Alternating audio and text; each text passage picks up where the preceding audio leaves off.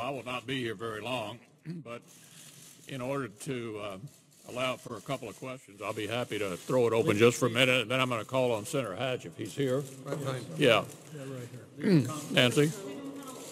How do you address all of the concerns that some of these GOP holdouts have simultaneously without making this bill too costly? It's a challenging exercise.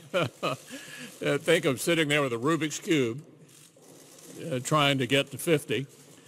And we do have a few members who have concerns, and we're trying to address them.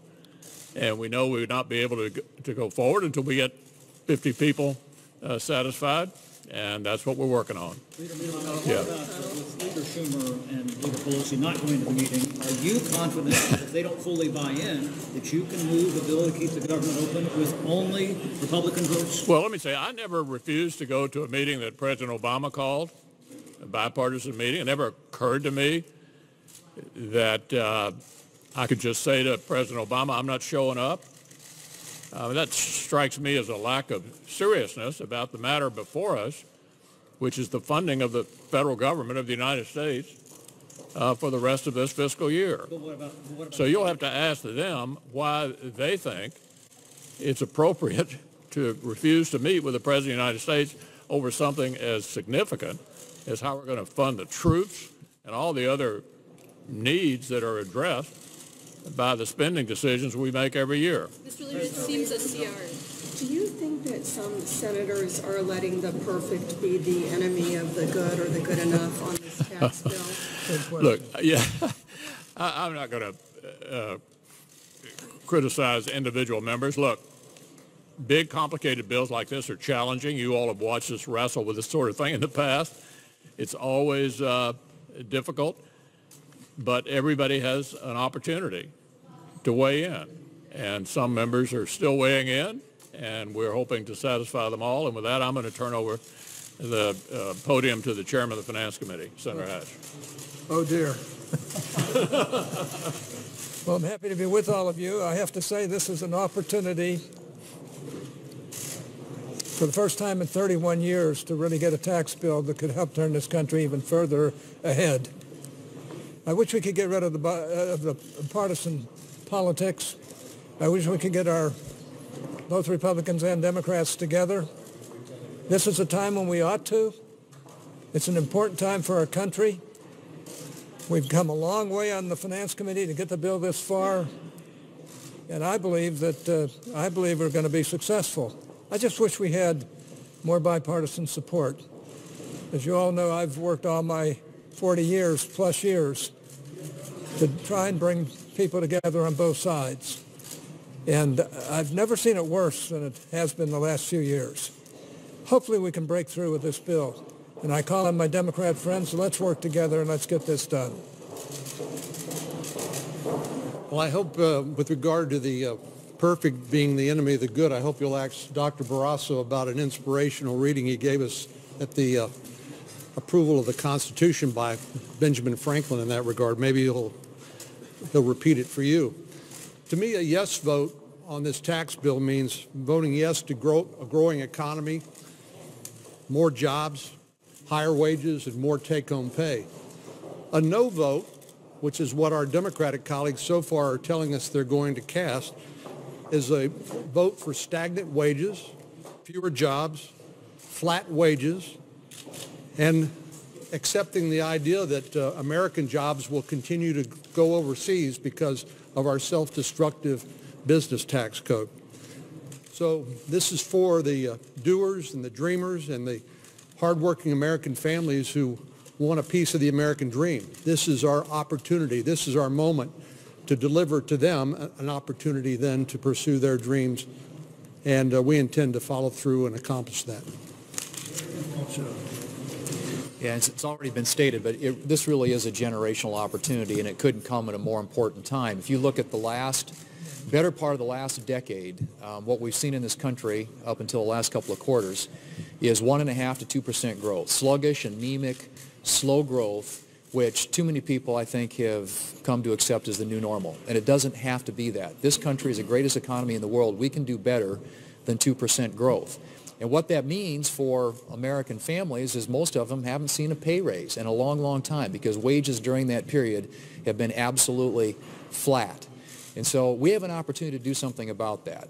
The tax reform bill that the Senate will be voting on later this week doubles the standard deduction, doubles the child tax credit, lowers rates for families in this country. The average family in this country, typical family of four, combined annual income of $73,000 will get a tax cut of $2,200. And we also know that according to the analysis that's been done, that wages are going to increase as a result of a growing, more vibrant, more robust economy where we're creating better paying jobs. And so wages are going to go up about $4,000. The Tax Foundation says it's going to create 1 million new jobs, and we're going to see a 3.7% growth in the economy over the course of the next decade.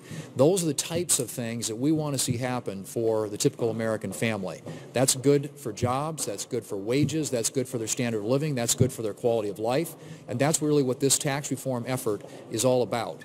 We have an opportunity to get it across the finish line. Of course, as Senator Cornyn pointed out, we have some issues that we're working through with individual members, all of which are valid, but all of which in the end, I think, are overcome by just the compelling logic and rationale for doing something really meaningful and really important for the American people.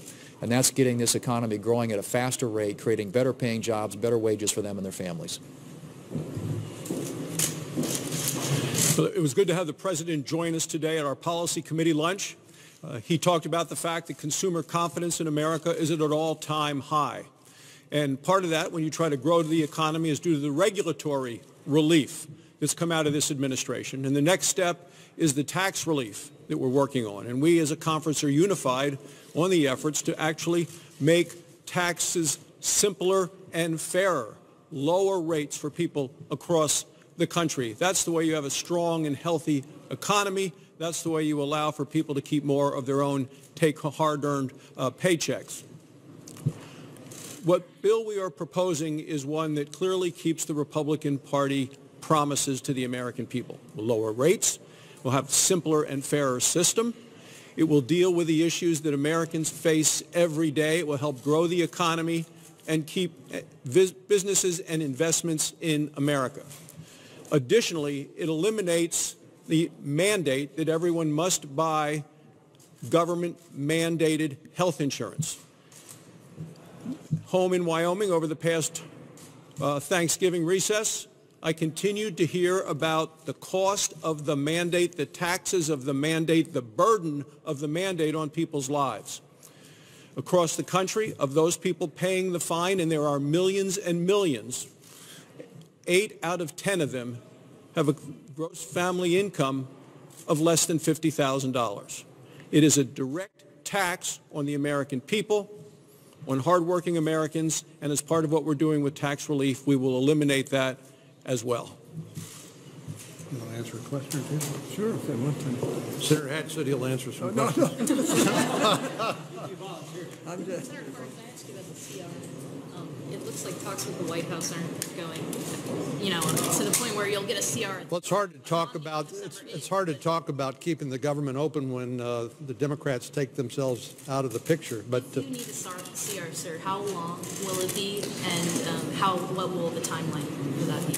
I don't think we know the answer to that yet. We're going to do what it takes to keep the government up and running until we can reach an agreement.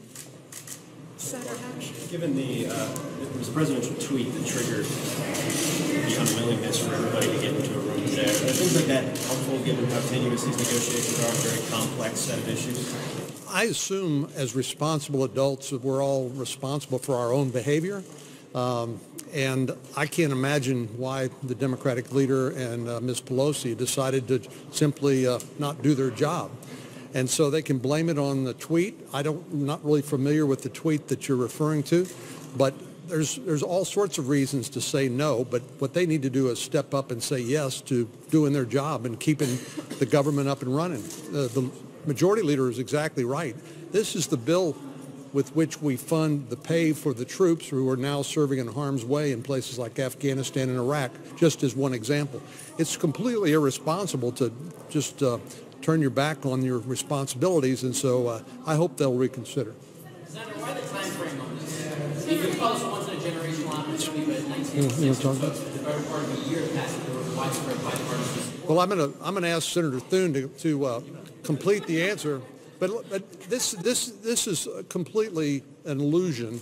We've been working on tax reform for years, literally for 30 years since the 1986 tax reform. We've had 70 hearings before the Senate Finance Committee, and of course a lot of working groups, white papers, and the like. So a lot of work has gone into this. As a matter of fact, some of the very provisions which Senator Schumer and Senator Wyden have complained about, we have plucked from their own legislative proposals. So there's more than a little hypocrisy here, given some of the rhetoric they're using. I don't know if you want to say. Well, that did come up during the discussion. It's important to all of us that consumers not see a spike in their premiums. Unfortunately, they've seen a 105% increase in their premiums since 2013 anyway.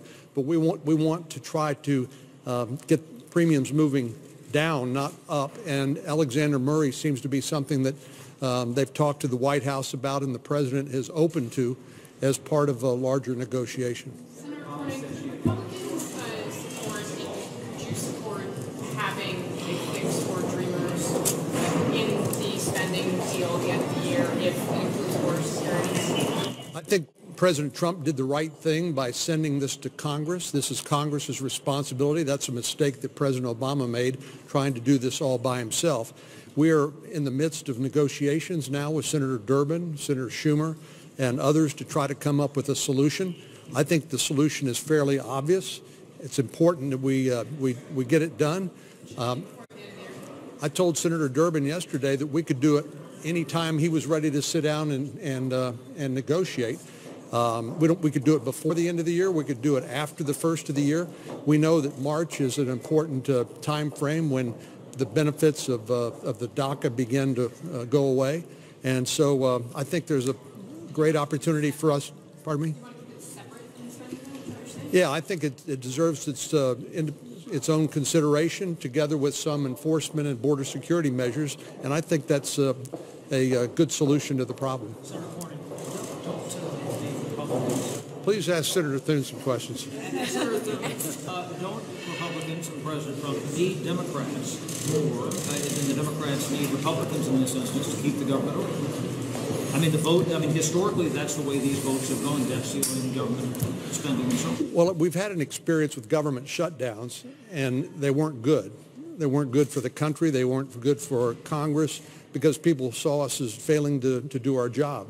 So I don't think a threat of shutting down the government just because you're not getting something you want is a good idea. We need to keep working together and coming up with the answer. Why can't your side deliver the votes if you have majorities in both the House and Senate?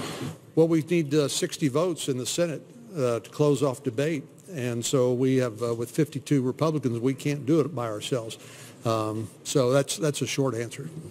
Thanks. Thank you very much.